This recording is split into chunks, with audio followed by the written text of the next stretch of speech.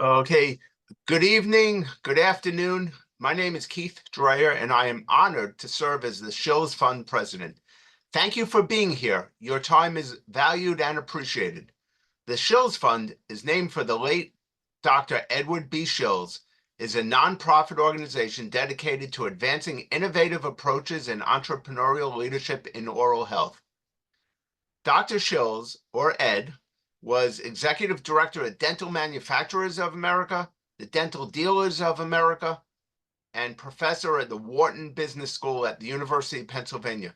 Ed actually earned 6 degrees at University of Pennsylvania himself.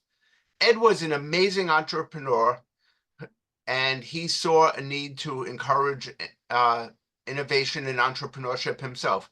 The Shills Fund is celebrating our 22nd anniversary and is cultivating a new, diverse generation of oral health entrepreneurs. After the successful launch of our Shills Partnership Awards program, which awards $5,000 annually to 4 oral health entrepreneurs who display innovative oral health care ideas that advance oral health, we have expanded this program by providing a hands-on, personalized approach and educational platform. Anybody who's interested in applying for one of our awards can please look at them at shillsfund.org and apply. Through a series of webinars and in-person nationwide practice pitch events at major dental shows, we are providing an environment to help entrepreneurs elevate their innovative ideas into a successful pitch with the goal of being selected for the Shills Partnership Award. Our webinars educate entrepreneurs with best practices from leaders in oral health. These webinars cover current topics in oral health innovation and entrepreneurship and address the changing needs of the oral health industry. The webinar after this one will be from a master storyteller on how to tell and sell your story. Welcome to this event, our Raising Capital and What It Takes webinar. We're very fortunate to have serial entrepreneur Jane Levy as our presenter. Jane started her career on Wall Street, investing in technology companies. In 2017, Jane joined the Global Innovation Center at Henry Schein to evaluate companies for partnership. After Henry Schein, Jane joined Jarvis Analytics to scale the business. In June 2021, Jarvis was acquired by Henry Schein, and in 2021, shortly after, Jane joined Plan Forward as co-founder and co-CEO. Plan Forward is a dental membership solution for practices to offer direct care to the uninsured patients. At Plan Forward, Jane is successfully scaling the business by raising capital, defining the company's strategic direction, and identifying partners to differentiate Plan Forward in the market. Jane received her undergraduate degree from University of Witwatersrand in South Africa and an MBA from the prestigious Sloan School of Business at MIT. After the presentation, Travis Rogers, an incredible entrepreneur in his own right, will discuss with Jane and moderate our discussion. Please type your questions in the chat so Travis can handle them. Travis advises dental industry entrepreneurs on developing, funding, and launching new products and companies. He has worked with more than 500 dental startup companies, seen hundreds of startup pitches, helped launch hundreds of products, built 27 different dental tech products, and founded 7 dental companies. When he isn't coaching dental startups, he can be found coaching his son or ballroom dancer. Very cool. So let's get to our awesome speaker. Jane, please take it away. Great. Thanks so much, Keith. Hi, everyone. Really thrilled to be here. As Keith mentioned, we're going to give a quick presentation talking through the topics at hand. And then at the end of the presentation, Travis will field some questions, take your questions, and we can have a discussion about the topic. So just want to first of all start off by saying that it's been a pleasure watching Shills Entrepreneurial Fund strengthen over the couple of years that I have been involved. These oral health pitches at major dental shows have been very well received and really an excellent way for young entrepreneurs to pitch to investor types. And in keeping with supporting young entrepreneurs, it's my honor tonight to present to you on raising capital and what it takes. And to further break down the topic into 3 different areas, we'll run through how to run an efficient fundraising process without disrupting your company's operations, how to craft a compelling pitch deck, and determining the right amount of money to raise. 3 interesting questions that have no definitive answers, but you know, I'm bringing to this discussion some experience from my own past 25 years investing in companies. So I've probably seen hundreds or thousands of pitches, as well as spent many years evaluating companies and what makes them good. So I've seen the bad, and the ugly, that's for sure. This is not intended to be a definitive guide, just some general pointers to think about as you embark on your entrepreneurial journey. I've tried to include some good rules of thumb. Obviously, we all know if you've tried to raise money that it is as much an art as a science. It's 100% about perseverance and also about fine-tuning your message and your company as you go through the process. So there are lots of factors that are beyond your control as you raise money. Things like high interest rates, which we currently have impacted investors' risk appetite and also the valuations that they'll pay. Then there are factors that you can control, things like whether your product works, do you have product market fit, what the revenue growth is, when should you hire, when should you pour fuel on your growth engine. These decisions are crucial, and obviously investors use them to evaluate whether they want to make an investment in your company, how much they'll invest, and what valuation to give you. So, so all of, judgment is a key factor in building a startup, and it's obviously the reason why those people who have built successful startups in the past do well building new startups. They have a more intuitive sense of when to add resources, etc. So with that preamble, I thought I would open up a deck and we can go through that. And again, as you have any questions, please put them in the chat for Travis to address after the presentation. So I thought I would start by laying out the 3 topics that I called out. The first thing is how to determine the right amount to raise. The second point I want to cover is how to craft a compelling pitch deck. And the third is running an efficient fundraising process without disrupting your company's operations. Quite a feat. So first and foremost, how do you determine the right amount to raise? So I've always found the best way to determine this is really to build yourself a rudimentary financial model. And really this can be as rudimentary as you wish. What you're trying to do is you're trying to estimate your revenue going forward, let's say 2 to 3 years, and the costs associated with that revenue. Because what you're trying to come to is a determination of what your burn could be. So revenue minus costs will give you your burn. And then you're going to try and figure out, what do I need for the next 2 years in terms of runway? What's my 2 years of burn? And that's the amount of money I'm going to raise. What's harder to determine is when you're ready to raise. So in other words, when an investor might find your company worthwhile investing in. I think the answer to that is also, again, more of an art than a science.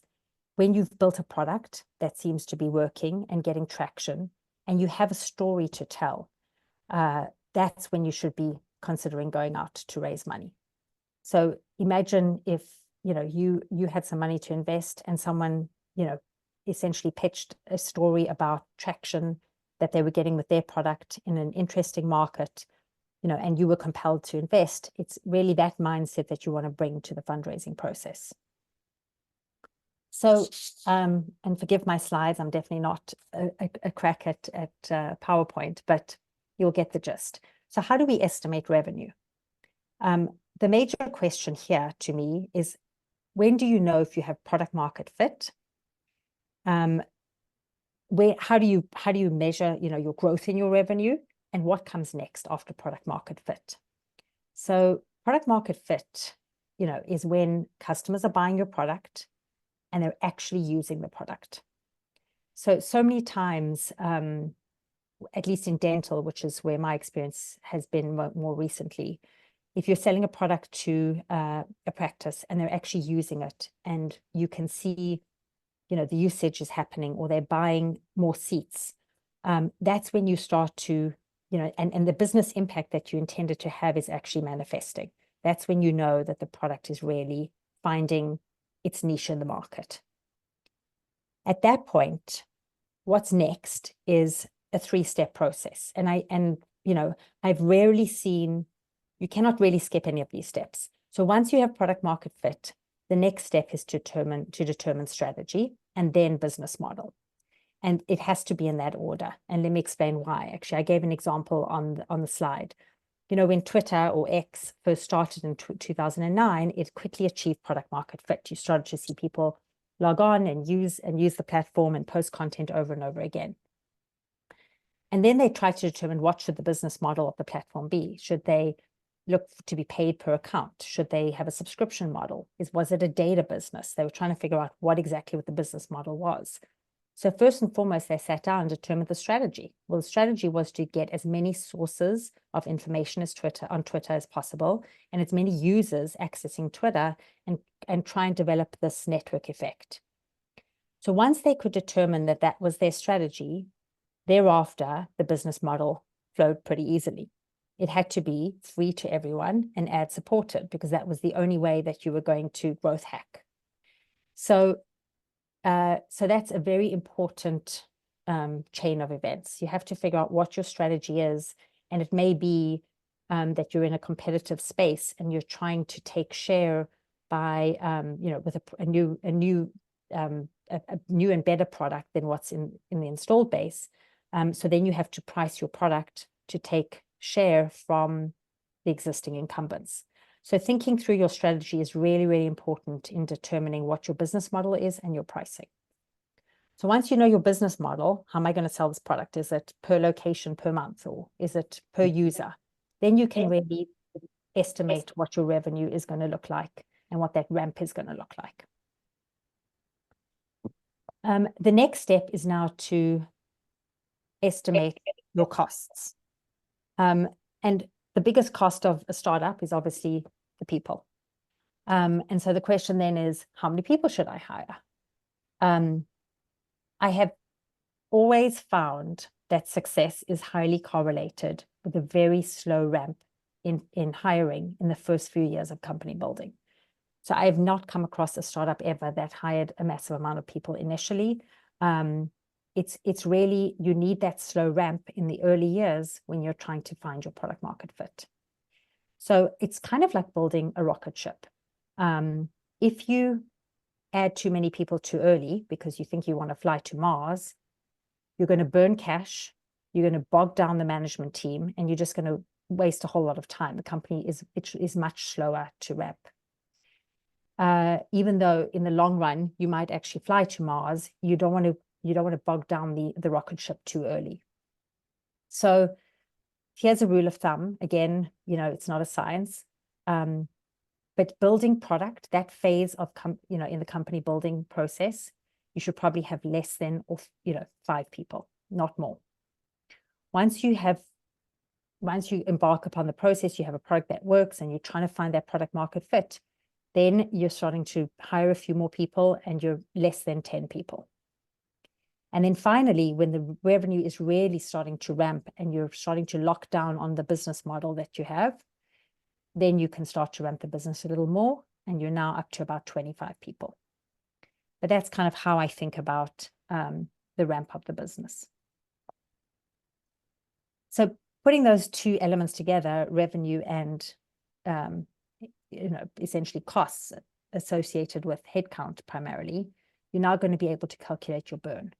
And again, what's the appropriate burn rate?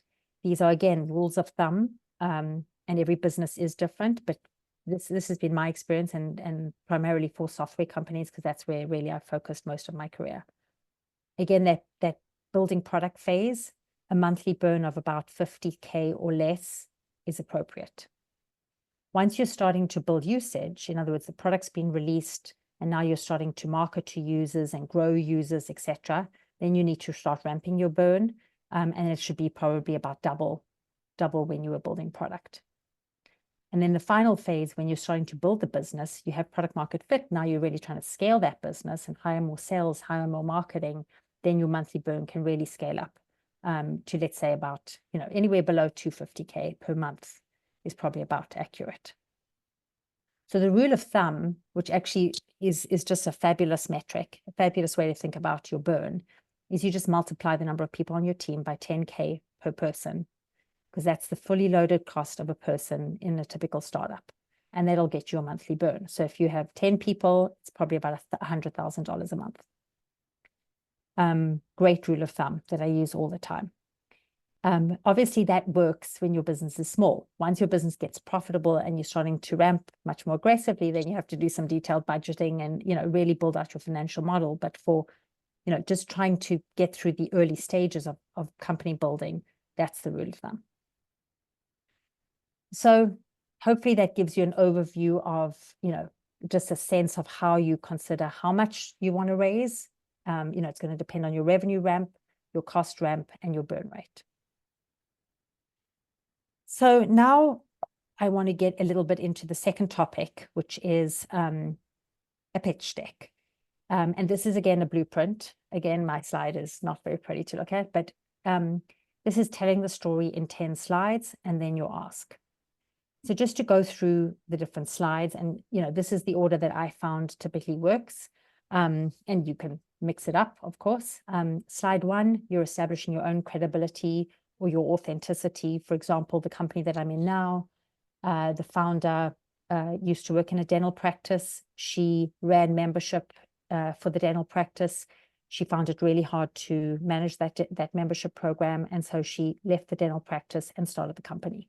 It's a very authentic story. She lived the pain of what it took to ramp a membership program within her dental practice, and that's what led her to start the company.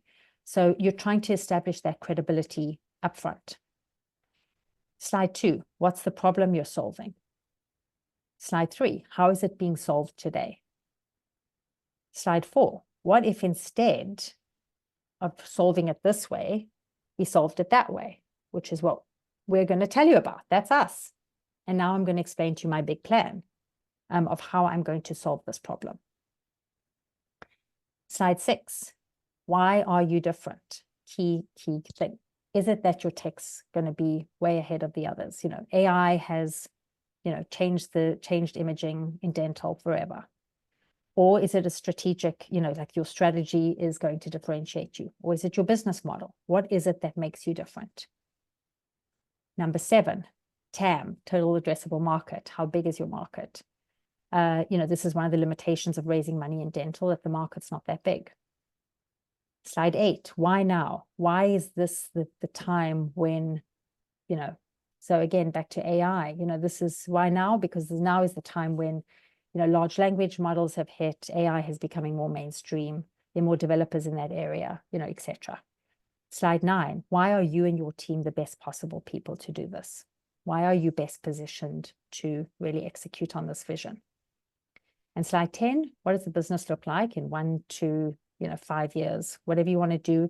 And normally this slide looks like a financial model that you've built out with the revenue ramp or the cost ramp. It can be as rudimentary as you like, but you're really giving the investor a vision for where you want to take the business. The ask on slide 11, I want to raise $1 million for 15% of the business. So you're giving the investor a sense for, again, your judgment on how much it's going to take to get the business to that goal in 5 years. It's going to take me $1 million. I'm willing to, share or sell 15% of the business for that $1 million.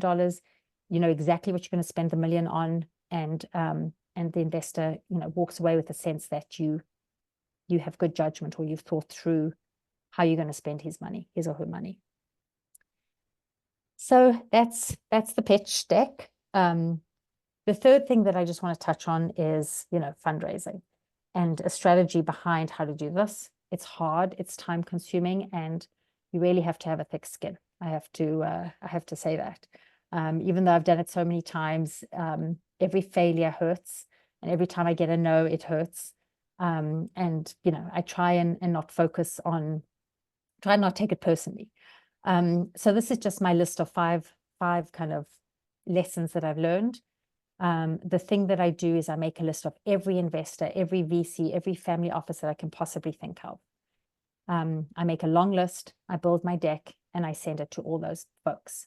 And then I try and schedule a bunch of meetings, one after the other, because there are tremendous learnings to be had in each of those meetings. Every time I do a pitch, I ask for feedback. I listen carefully to the responses. Is there anything that they're telling me where my pitch is not landing? For example, these numbers on your 5-year plan look ridiculous. Can you substantiate? And if I hear that enough times, then I realize that something must be wrong. So iterate. Then I'm going to go back and redo my deck. But at the same time, try and keep your head down, keep building your business, keep building your product, and don't take no for an answer. Always listen in case there's, stay in touch in 6 months. Maybe, we'd like to revisit once your product launches or whatever. And then the final point I just want to make is once you do end up raising, it's always better to diversify the raise than keep it concentrated, because this won't be probably the last raise. And so when you raise again, you're more likely to be able to raise from insiders if you've diversified the raise than if you've kept it concentrated. And that just makes the next raise and the next raise much easier. So that's it. That's the end of the formal presentation. Thanks for listening, and happy to answer any questions if there are any. Yeah, so there's some questions in the Q&A. First one came from Brian, and he asked, could you clarify the difference between strategy and business model? This was kind of early on in your presentation. Yeah, absolutely. So business model is how you intend to charge for your product. So are you a license fee? Is it a subscription fee every month? Do you want to have a per user fee? Is your business model going to be that you are ad supported? So you like Twitter, for example, is nobody pays to be on Twitter unless you want that blue check mark, but the company is ad supported. They just sell ads against the content. So that business model, or like figuring out how you're going to sell your product, is absolutely key. I can't tell you how many times people build great product and then mess up the pricing of the product. So they charge too much for it, or they don't understand what their customers want to pay for the product. And so understanding your strategy on how you're going to go to market is absolutely key to then defining what your business model is going to look like. And again, that strategy might be that, that you're going to be a replacement product. Your tech is better than the incumbent's tech, and you intend to go after, every dental practice that has that technology and replace it with your own. So then maybe you want to consider that your business model would be, for practices, for small practices or solo practices, you'll give away the product for free until they hit a certain scale, and then you'll start charging $200 a month. And that way, what does it do? It encourages the practice to switch from the incumbent to your product because it's free to do so. So what you want to think about is, what is the incentive, or what's going to incentivize your customers to pay for your product and execute on the strategy or the go-to-market that you had in mind. Yep, good answer. So the next one is, please, how can you how can you have a product market fit without a strategy or business model? Right. So often you're iterating. So what happens is you come up with an idea, you build the product. Now you go to market. And I mean, this is a really good question, but the whole process is really quite iterative. So you go to market with a business model, and you think you're going to sell it for $2.99 a month. And you find that nobody will buy it for that. Okay, so now let me try $1.99 a month. Maybe that'll work. You get some takers. And then you realize that some of the folks that you're selling to are using the product in a certain way where maybe they're ramping, maybe as the business builds, they're adding more users. So maybe you can now charge, instead of, $199, you can charge per user. So it's an iterative process, and you need a starting point, and then you constantly need to iterate on that. So this question is really, well thought out, because you might find that as you are getting to the notion of product market fit, you've changed your business model and strategy several times, and that's fine. What you're really trying to get to is a point where you feel like you have enough traction to attract an investor.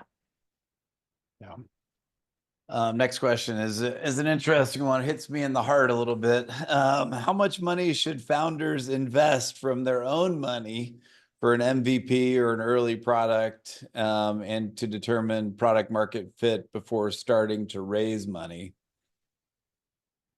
Do you want to, if this is so close to home, do you want to take a stab?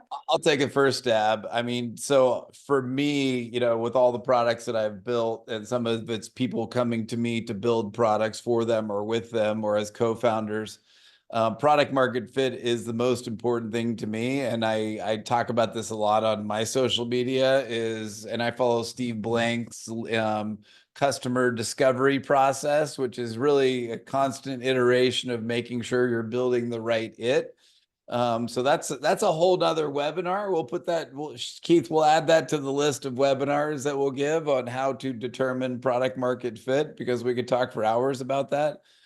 For me personally, I invested $1 million of my own money in my businesses. And that is over a long period of time. So it wasn't just all up front. It was over, the span of like 5 to 10 years. And I think more than anything, focusing on, if you get the right product market fit, you have to invest a lot less, right? And then getting early advisors in that are guiding you, and not just listening to one person, but listening to multiple people. So that's the whole customer discovery process, making sure you have enough data going into it, and then getting those people involved with the fundraising as well, so you don't have to use as much of your personal money.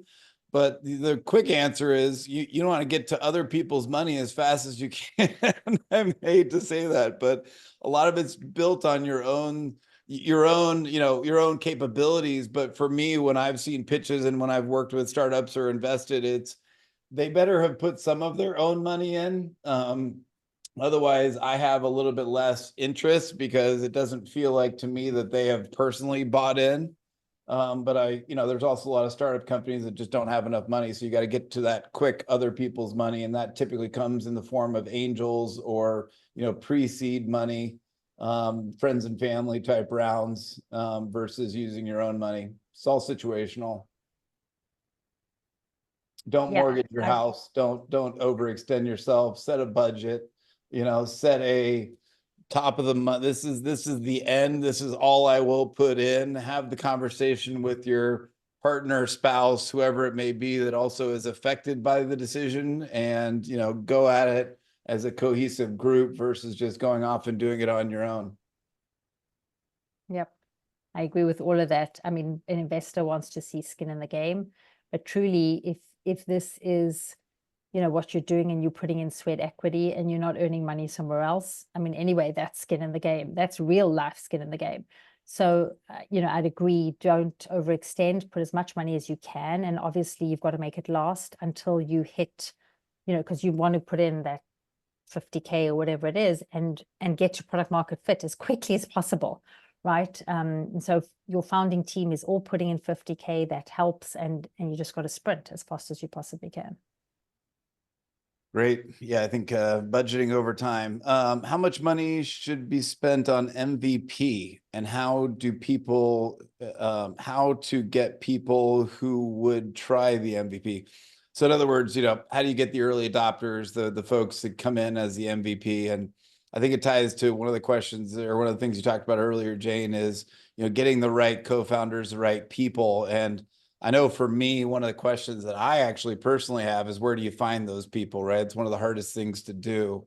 But as far as MVP, and how much you should spend, honestly, it's the best time right now to build MVPs, because there's so many amazing products like Figma and all the different products out there that you can build prototyping in. There's also a lot of great development tools out there to be able to quickly spin up products, even white label other products. Some of the people, if they tell me their budget is low, find another product that you can white label, put your brand on it, prove that people will pay you for that product, which is true product market fit. Will they give you $1 for the product?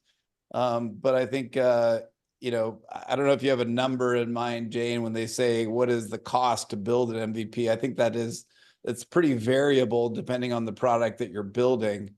But, finding other products to white label or development tools, codeless products. I'm seeing a lot of that, a lot of development being done on codeless platforms, which I don't love. I mean, because development can be, relatively inexpensive these days. But Jane, you want to take a stab at that? Yeah, I would say, so minimum viable product, a lot of companies, what they'll do is they'll actually get customers, they'll find a big customer who might help them build that MVP, which is also a great way to go. I don't really have a number off the top of my head on what it could cost or should cost, but I do think you should have a sense. So for example, if you're building a piece of software and you're not if you're a product founder, or you know how to code yourself, you might know how long it would take. Okay, it's going to take about 6 months. I have to hire a developer who's going to be $60 an hour. You can cost it out like that. I don't think there is a right or wrong answer. It depends on also how fully fledged your product strategy is. And you can have an idea on building a product, and by the time it gets built, you realize it was wrong. And that's the whole idea of the MVP, as which is to build a product that you think will work, but don't build it completely, because you might go into the market to test it out and find, you were wrong about certain aspects of the product, and therefore you got to go back and build over that. So it's always that iterative process until you find the right product for the right market. Yeah, it's almost like a funnel. You want to spend as much time on the as you go down the software development life cycle, everything gets more and more expensive. And then once you start bringing in customers, it becomes even harder to bring in new functionality. So go heavy on the prototype and the MVP. I would say on average with the software products that I've worked on, it's probably about $100,000 to build the first MVP, but that's probably changed a little bit because it's been a few years with all development tools out there. All right, next questions. What are your thoughts when investors tell you that you're too early, despite having a launched product with customers? And this is coming from Lauren, and I was checking out Lauren. Looks like she's deep into it. So, the question is, you're too early is kind of the feedback. Yeah, so happens often. I'll tell you, so it's like investor speak so often it's investor speak for, I don't want to invest and I don't really know why. So that happens, 94% of the time. I mean, in other words, what I'm saying is the vast majority of the time when you pitch to an investor, either you don't hear back, or you hear back like, oh, we have something in the portfolio that looks like this, or some kind of reason that you can't really learn from. That's the most unfortunate feedback. Not having enough traction is one of those, like, what am I going to do with that? So my advice is just keep going. So some advice from investors you should take to heart. Others you can't, and you just have to keep going and keep finding that one person who's going to invest in your company and believe in what you're doing. If you don't find that, after a certain period of time, a year, I don't know, however long it takes, then maybe you need to consider, okay, let me stop this fundraising process and double down on sales if I can, or raise a very small amount from a family member or something and keep building. But that would be my advice is, so it's hard to know what the feedback is that you should take seriously and what you shouldn't. If you feel that you have enough traction and you feel like the product really is starting to resonate, then just keep going and try and find that investor who will believe in you. Yeah, I equate this to the let's be friends. It's like a light way of breaking up with somebody without saying we're not interested. So the too early is sometimes in that category. I think one thing that for me that changes it is the ability to actually meet the person or see them pitch the product. So this is going to be a shout out for the great oral health pitch, which Keith and we all work on, and Jamie is get in front of the investors as often and get on as many pitch events or as many as you can, and try and find an opportunity to meet investors in person. So I know Dr. Emily Splickler, who's on this line right now, is in Japan right now meeting with an investor. She flew all the way to Japan just to meet with this investor. So that's an example. You got to go above and beyond to meet with the investors. All right, next question. I'm sorry, Travis, though. Jane, would you back away from an investor if you knew that they had a competitor in their portfolio? No, I wouldn't, because some investors are in the game of risk mitigation, and so they'll invest in every single membership company that meets certain criteria. So they might want to have 2 investments in the same area if they really love that space. Thank Yeah, you. and along that lines, the other question here is, when to walk away from a potential investor, if you think they won't contribute anything besides money, or if you think they'll be too controlling, because, we've all seen that, right? And so having those clear guidelines. So when would you walk away, Jane, from an From an investor? investor. Truly in this kind of environment, it would take a lot. I mean, I think, and this is a very skeptical answer in a way. Most investors do not help with anything. Most investors are just there to give you money. They think they're helping, but really they're not. And, I don't have a board. I don't want to have a board. I don't want, I know the best way to run my business. And if I need help, I will reach out to an advisor. I just don't want to have anybody tell me how to run my business. So that's again, my skeptical take. So there is a very, very, I guess what I'm saying is there's an extremely small group of people that actually add value to the companies they invest in. And I want to say that's probably 1 to 2% of all investors. Most don't. So for me to walk away from an investor would be like something dishonest or a fraud or something that makes this person not a trustworthy person, or they've, turned on their the thing is that you are in bed with that person. That's taking a private investor on, you're in business together till you exit.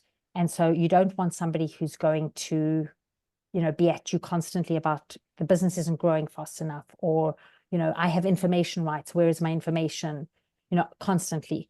So that kind of investor is not an investor you want. But I have a very high threshold because it's hard to find investors. You're not always going to find a perfect fit, and most investors aren't that. So unless there's something really egregious, I wouldn't walk away. Yeah, and again, I think clear guidelines from the beginning, even a buyout clause, other things potentially. I mean, we've seen that go sideways. So, all right, next question. We have a mock-up and working on building an MVP, but we need people who will let us use the MVP.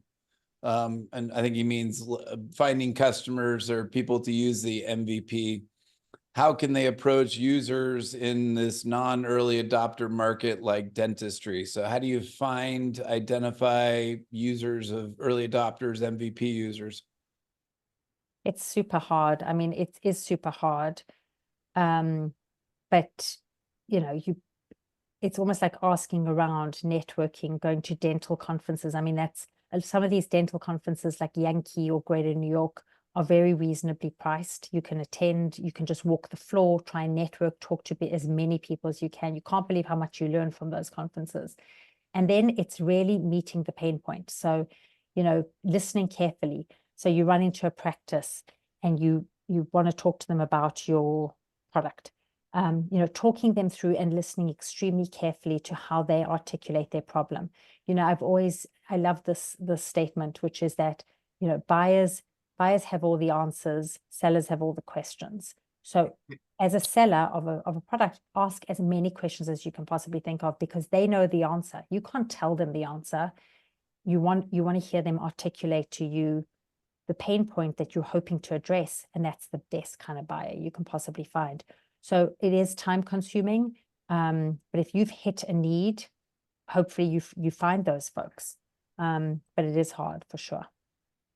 Yeah, I would say, content and education. So if I were to go back and do things a little bit differently, I would have created more of the education and built myself up as a personal brand and expert in my area before I even built the product. So you're kind of going backwards because people think of education after they've done something. But, if you're an expert in something and you're building a product in that area, you already have the audience of people that would be users or MVP users. So focus heavily on building that and growing that network. I mean, I'm also putting together, and for those that are interested, like a list of all the startups and founders and co-founders. And I've worked with headhunters in the dental industry, like Paige Mead and others, who talk to a lot of people to find talent.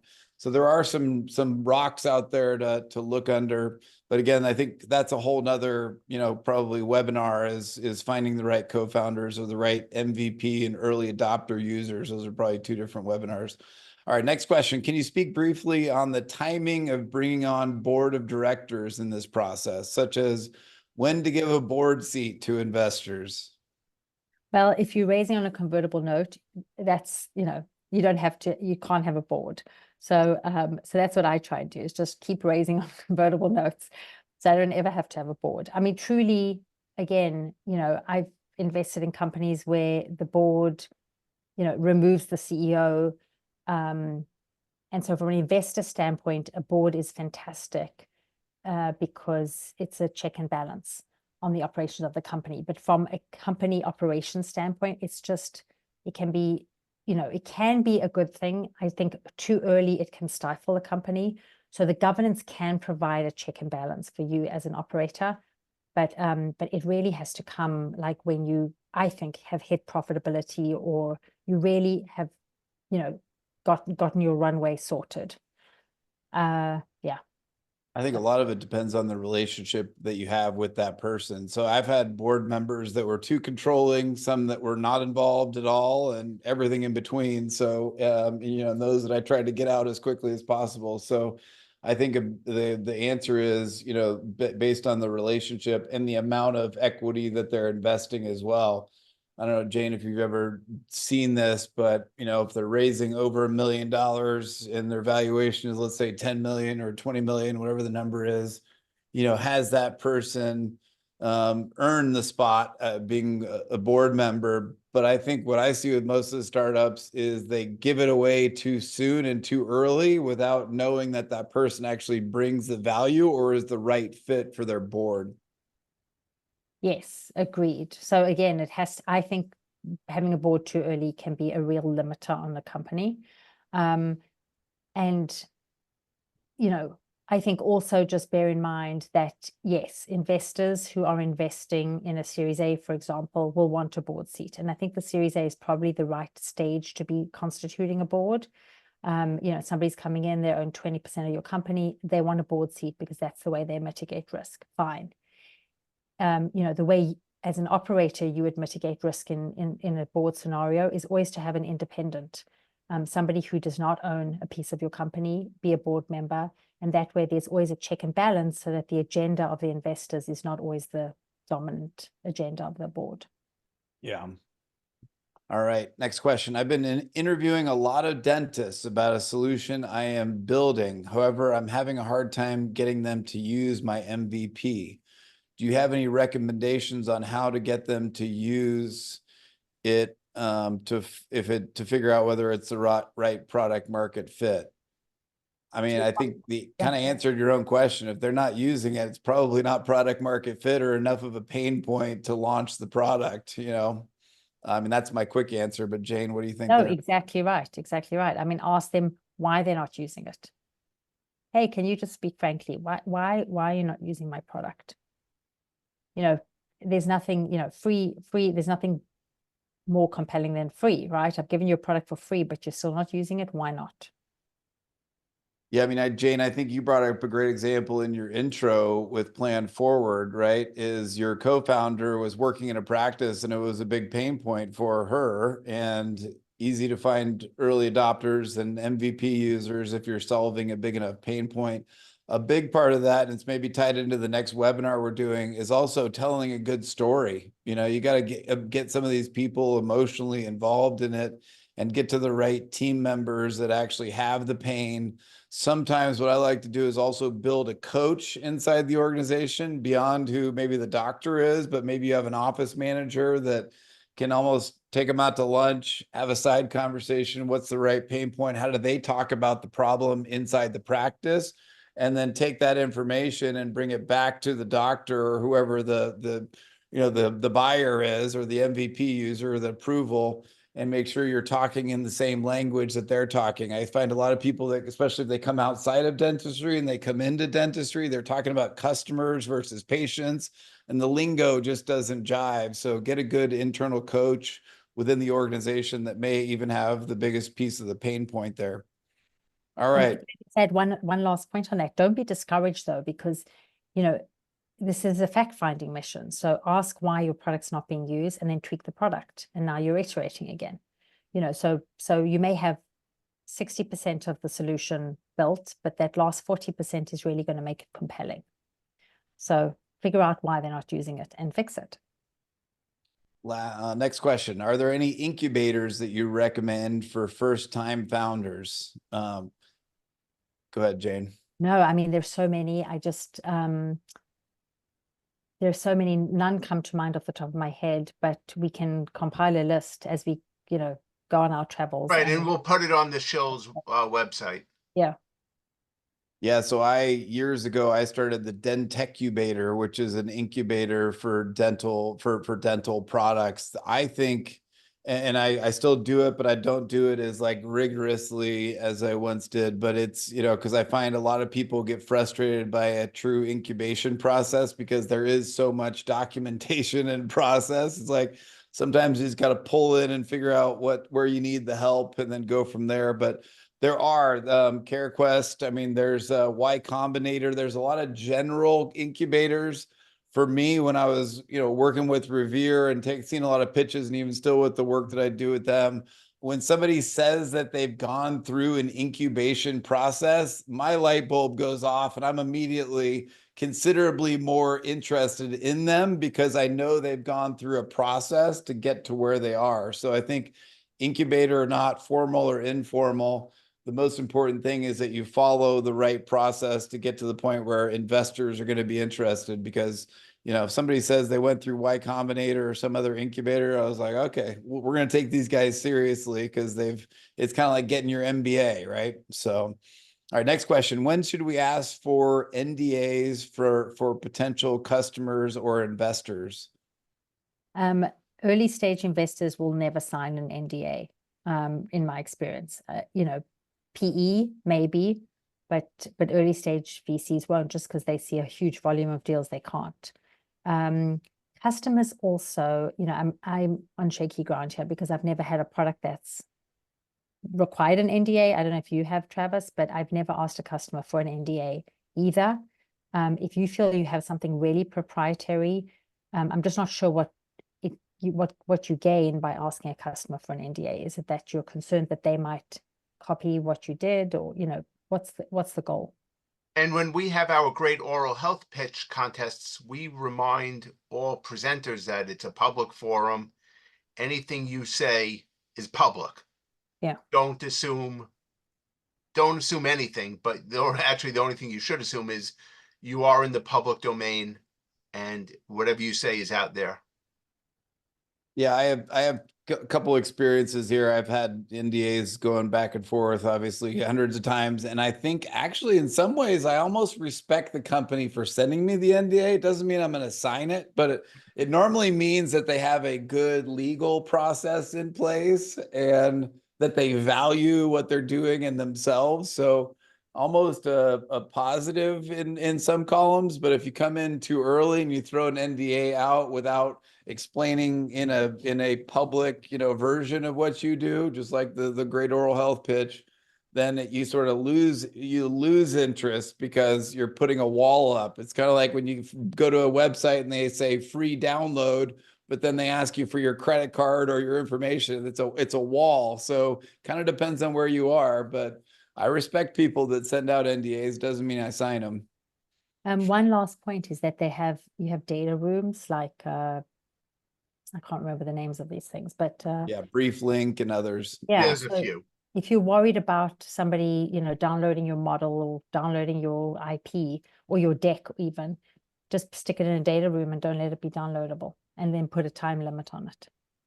Yeah, my answer is always like, I guarantee whatever you're pitching me, I've probably already heard it or seen it or built it, but I'm happy to help you, with it either way. And I won't be sharing any information. Otherwise, we wouldn't have credibility as advisors if we're sharing information with everybody, right? So, all right, next question. How many people should I interview about my idea solution before deciding to build the product? So this is in my wheelhouse. I just wrote an article on this that's going out in Dental Entrepreneur magazine next month on that. Part of it depends on the size of the market, but most of it comes down to like how many people you can get access to. But if you're following the true customer discovery process and you're doing a good job of that, you're interviewing 100 to 150 people that are potential users of the system or primary or secondary users of the system. A lot of people don't have access to 100 people to interview for a product. So, at least get 20. I built a product based on feedback of one person, and I completely misbuilt the product for the rest of the market and overbuilt it based on one person. So the answer is as many as you can. But it's also time consuming. But again, the more time you're spending there, the less time you're spending in the end, because you're also learning what the right things are to say from a marketing perspective, from everything, because you've collected a list. And then if I see somebody that's gone through a formal customer discovery process with, say, 50 people, immediately, they get a positive check of interest. All right, next question. That makes sense, Jane. Talking about the when to bring in board members. Series A, not convertible note. These are equity rounds. Exactly. Yeah. What do you say to that? If they're bringing they're a Series A equity round. I know the size of the investment is about 3 million in this round that this single investor is coming in on. Yeah. So then, as you said, they can ask for a board, to constitute the board and then get a board seat in an equity round, not in a convertible note round. I think one of the things we should do is put together a model of like, okay, if your valuation is this and you're bringing in this investor coming in at this number, they get 1 board seat, 2 board seats. There's probably a model out there that we could put together. All right. Well, I think that's it as far as the questions that I have in the There's just one more. Yeah, I see that. Yeah. So for both of you, do you watch Shark Tank? Of course. I mean, I love Shark Tank. It's my favorite show. How close to that is reality as far as going back and forth and negotiating with investors? I mean, in my experience, well, when I was on the VC side and a startup would come in and say, we're raising 2 million at a $20 million pre, we would kind of snicker. We would say, you don't get to set the valuation. So what we would say is to a potential investor, we buy 20% of businesses and typically at a $20 million pre. In other words, we're setting the terms as the VC, as the capital, as the funder. So it does happen. So Shark Tank, from the few times I've watched it, the sharks do set the valuation. They say this is what we're investing, and then it's up to the entrepreneur to try and negotiate around the edges, typically. And they can decide if they want to walk, or if that's a valuation that's too low, or if there are terms that are egregious for them, that they can't, like, for example, it's an exclusive, or something that's just a no-go. So it is like that. It's definitely the more traction you have, the more growth you have, the more alluring your startup is, you have more negotiating power. But otherwise, unfortunately, the investor has a lot of the cards. Yeah. I mean, Jane, you and I have been in a lot of pitches with Revere, right? And somebody throws out a huge valuation and they're only asking for a small number of that in investing. And you don't feel like you're enough of a part of it if it's too high, right? Where it's going to bring much value. So the next question is kind of tied into that. It says, I've heard different opinions on how to discuss valuation. Is your opinion to give the valuation in the deck? And what are the pros and cons of doing this? So again, just back to what I said earlier, I wouldn't do that because I do think it's the VC's job.